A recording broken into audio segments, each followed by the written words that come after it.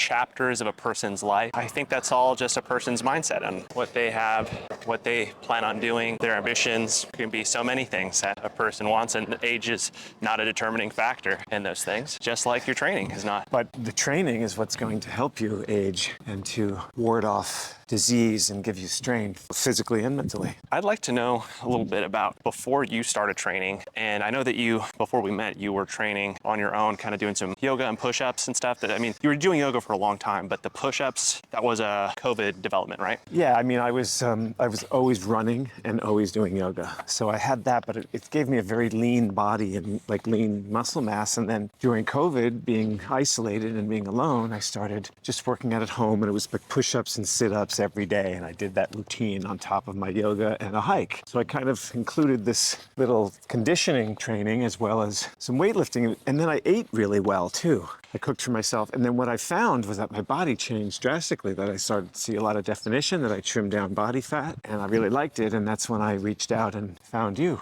Give me your stats, like what was your age, height, and weight at the time that you felt like you were the most out of shape? It was actually a while ago, but I would say I was like 165. And what's your height? My height is 5'10". And your age at the time? I must have been in my 40s, I guess, late 40s. What did you feel of your overall health at that point? Honestly, I was smoking a lot of weed, eating and drinking a lot of beer, and just working and not really spending the time on, my body, not really focusing on that.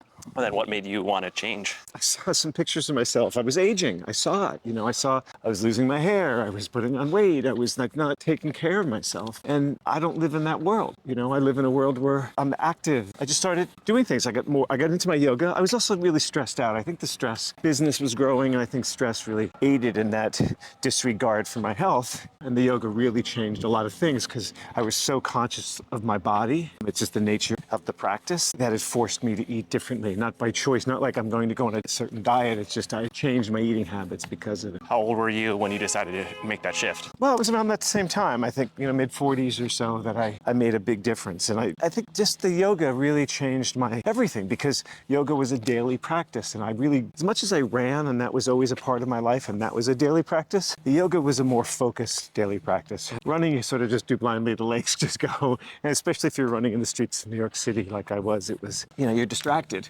Where yoga was a focus. Yeah.